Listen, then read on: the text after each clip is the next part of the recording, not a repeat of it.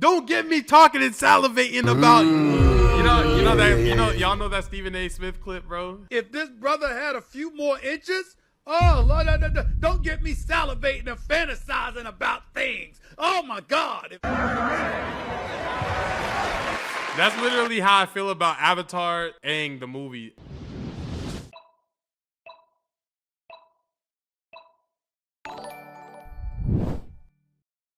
Me is gonna be chat, and we are react to a video from the one and only the homie Antoine. I think that's Antoine Bandele. That's not his name. Earth Avatar series, new details. Let's get into it. I'm so excited. Please be good.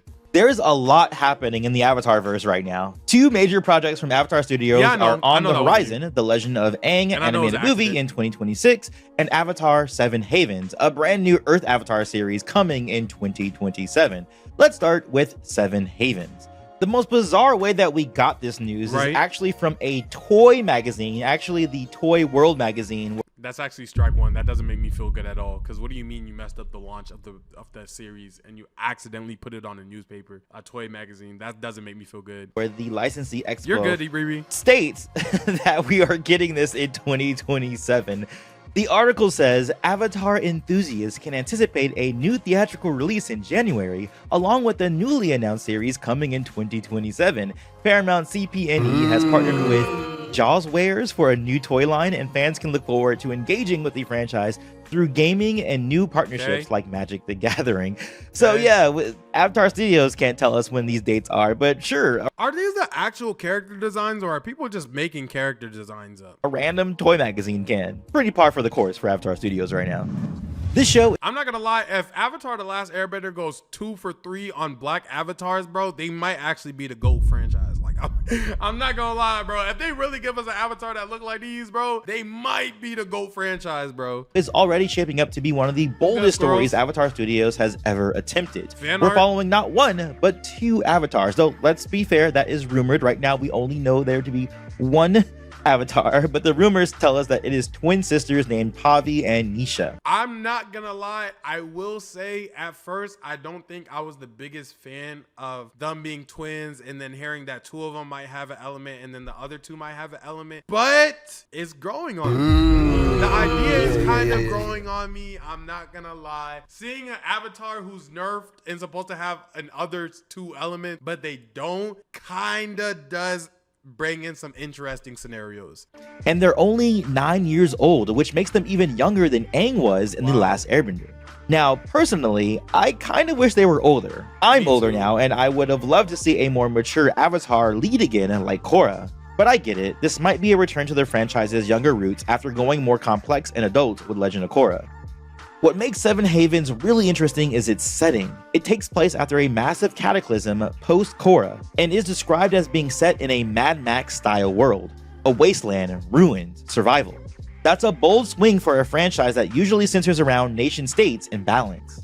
But then there's the part I'm still wrestling with: twin avatars. That's a big break from the established rules of the Avatar cycle, including Avatar Roku, who recently was revealed to have a twin. More about that in this video. While I love Mike and Brian's characters and storytelling, I've never been the biggest fan of how they handle their magic system. I mean, I still don't love how airbenders were brought back in The Legend of Korra. It felt more like a patch fix more than an earned development. But the result? We got Zahir. We got Tenzin finally carrying out his father's legacy. So even if I side-eye the how, like, Tenzin was moving, I'm not gonna lie. I know it looks like he's getting OD cooked right here, but that boy Tenzin was on a mission the whole time. I often end up loving the what. And that's how I feel about 7 Havens as well. I'm skeptical but curious. This is either going to be incredibly cool or incredibly messy. Now, before we move on to the Legend of Aang movie and the news about that, let me pay some bills. Today's video is Academy's voice to the set to hit to go live. Now, on to the movie news. The Legend of Aang is set to hit theaters in January 2026. It's the first time Avatar Studios is returning. I'm also excited for this, The Legend of Aang, but I'm scared, obviously. But who knows? It'd be so cool to see Aang and Zuko like this, full haired out, and Sokka, Master Swordsman, and Katara in a prime. Like, oh my gosh, bro! Don't get me talking and salivating about. Y'all know that Stephen A. Smith clip, bro. If this brother had a few more inches, oh, Lord, don't get me salivating and fantasizing about things. Oh, my God. That's literally how I feel about Avatar and the movie. I don't remember what the movie's called, but yeah, that's literally how I feel into the about original this movie. gang in animated form, but there's a catch. The original voice cast isn't coming back. No Zach Tyler Eisen, no Mae Whitman, no Dante Bosco. The whole crew has been recast for this new film. Casting director Jenny Ju addressed it recently on an AMA on Reddit. She explained that since the original series aired, the industry has shifted toward more identity-cautious casting, matching a character's cultural inspiration with the background of the character playing them. I'm not gonna lie, I think that makes sense when we're talking about films created right now. Like, you know what I'm saying? Like pieces and stuff like that. But like legacy pieces, I would want the legacy actor there, especially if we're using the same exact characters as the models. But hey, man, can't win them all. And since Avatar pulls maybe it's just because I'm a fan of Avatar that I'm saying this. Maybe I would care about this more if this was like something else, something I wasn't too passionate about. I'd be like, yeah, let's get some new representation in here. So maybe East Asian, South Asian, and indigenous culture. I'm not against it. I'm not for it. They wanted to reflect that more authentically in the casting. Now, don't get me wrong. I understand that. I support representation. Right. I know how important it is to build a fairer, more inclusive industry, especially in animation where white actors have historically dominated even when the characters they voice clearly drew from non-white cultures. Right. But here's where I pause. Voice acting, more than almost any other medium, should be about performance above all else.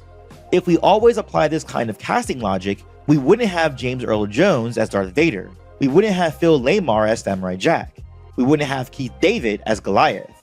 These performances are legendary, and they want. You cooking? I appreciate that smart. Yeah, you're cooking. I'm not going. You're cooking right there. I appreciate you putting it into words better than I could have. Y'all, same sentiments. Same sentiments. Weren't about matching race. They were about nailing the character. I think this push makes sense when you're introducing new characters. That's like what I was Javi saying. and Nisha in Seven Havens. Let's build representation into the future of the franchise. But going back and rewriting the voices that already shaped the childhoods of an entire generation, that feels less like progress and more like erasure. That said, I'm still gonna go into this open-minded. Same. I want to hear what this new cast has to bring to the table. I want to believe that, once again, Avatar Studios can take a controversial creative decision and turn it into something incredible. Right. I just also think it's okay for longtime fans to feel conflicted about what we're losing in the process. Easily. So that's where I'm at, somewhere between cautious optimism and low-key mourning. But what do you think about Seven Havens and the twin Avatar concept? Are you into the idea, or do you think it breaks the world's rules a little too much? And how do you feel about the voice recast in The Legend of Aang? Let me know your thoughts in the comments below. I think that even though it's not necessarily my cup of tea or exactly what I would have went for right here, I don't think that's what's gonna make or break this. Gumball has a new cast. You get what I'm saying?